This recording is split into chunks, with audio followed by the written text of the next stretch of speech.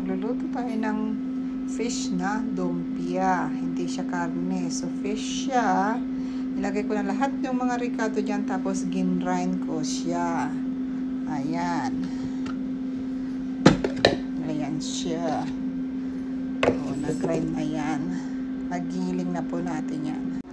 And then, iluto po natin siya ng mga 5 minutes para luto na siya pag binalot natin.